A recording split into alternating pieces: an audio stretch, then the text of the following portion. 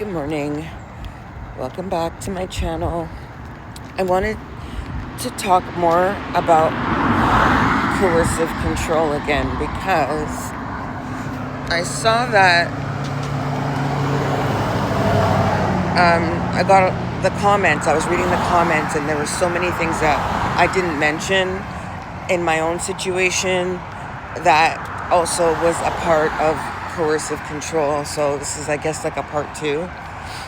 So another part of the coercive control, and the reason I'm talking about this specifically is because if you are in a situation like I was and you wanted to get out of it, and the person that you were in the relationship with was not wanting to cooperate with that separation, it's very hard to get things like a restraining order,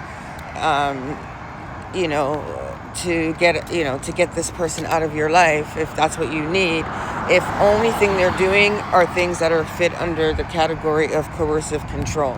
Because especially if you're married, a lot of those things the law does not consider violent or enough to warrant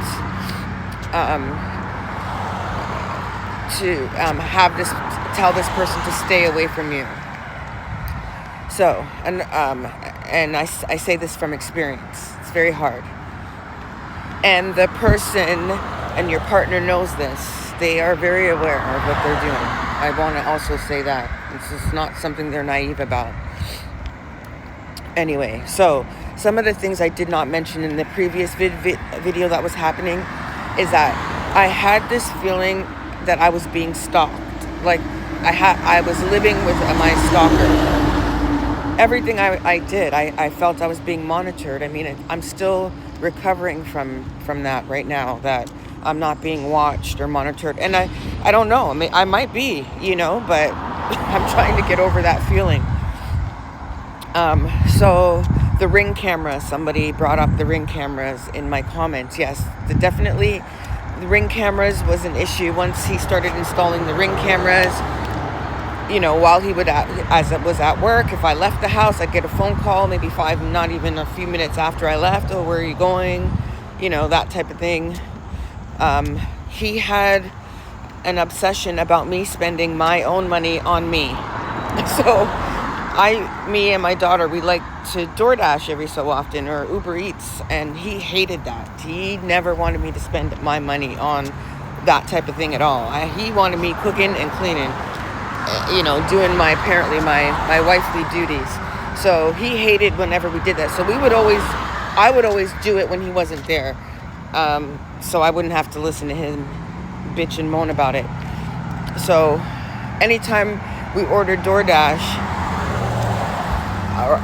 and the food came, he'd call to find out what was, what it was. And then he also was offended. I know he didn't like DoorDash, but let me not order something for him, and that was another issue that he had. I mean, it was always just ridiculous, the rules and goddamn regulations. So yeah, the monitoring of everything, my money, what I spent my money on. If I spent my money on me, he had a problem with it. He just did not want me spending my money on me. My money needed to always be tied up in whatever he had going on, in terms of, like, he was neglecting all the bills and all the stuff at the house. So my money needed to be there to take care of that stuff, not taking care of me and my needs. That was definitely something I noticed. What else was there?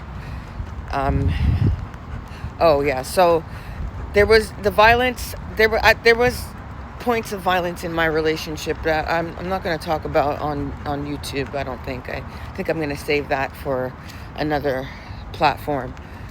But once it was obvious that was not going to work out for him in a way that he would keep him out of jail. What he started to do was slam the doors, break things, anything that he knew that I really liked, that was always up to be broken or destroyed. So eventually I stopped showing interest in anything at all. That, nothing. That I never showed any interest in anything, because I knew if I really, really liked something, he would break it whenever he got mad. That was another thing he did. And then when you're married to somebody, apparently the rule is that he can break his own things. So, you can't, that's not anything that you can use or say that is, is an abusive tactic that your partner is using. Because apparently they're allowed to break their own things, which is ridiculous. But that was what my reality was. So yeah, the breaking of stuff, the slamming of doors, the yelling, and just, the gaslighting, the convincing you that things that they said or did just never happened at all. That was a big part of it. That was probably one of the most damaging parts of my relationship, because it really messed with my sanity, I feel like. And that's where I'll go into another thing, is because he was trying to convince me I was crazy. He would always say things like, oh, did you take your medication, and all this other weird shit about my mental health. And what's crazy to me in retrospect and thinking about it is that I feel like he wanted me to medicate myself to put up with his abuse, which is crazy. And so, yeah, he would try to convince me I was crazy. He'd always bring up whether I took my medication or not. He would, I'm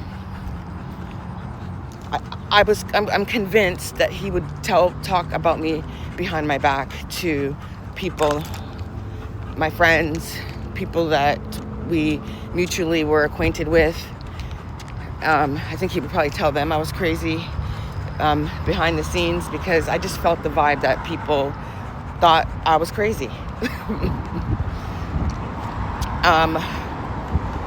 Let me think. Oh, another thing he would do is, if I ever tried to assert my boundaries, like say no, there would always be a threat. Oh, okay, watch and see. Especially around money. If I said no about giving him money, there would be this indirect threat. Oh, okay, watching, all right, you'll see, or something like that. Or around intimacy. And I'm not going to get into those issues either on YouTube, but definitely those things, and around the autonomy of my body, those things were also triggering for him, where I would get threatened in some indirect manner of watch and see, or something to that effect. I mean, over time, all those things that I'm talking about really stopped having an effect on me, especially once I started to understand what narcissistic abuse was and understand the cycle that I was in. It really helped with all those things not having an effect, and me starting to really plot my way out of the situation. But what I knew for a fact was that I was never going to want to co-parent with this person. And so I had to learn how to survive until the magic number of 18. Because I was not going to go through what I went through the first time with the second time. And there's a whole story around that too. Because I did try to leave, but there were many barriers as to why I couldn't. And why I decided that, the safest thing to do is to stay until my youngest daughter, was 18. She was grown. I didn't have to ask the court for anything. He couldn't use her for anything. And so far, I think that was the best decision that I made. So yeah. So I'm 2 weeks, no contact, and so far so good. I hope my video is helping anybody who's going through the same thing, or went through the same thing. I'm trying to give us a voice. Have a great day, you guys. Thanks for listening. Bye.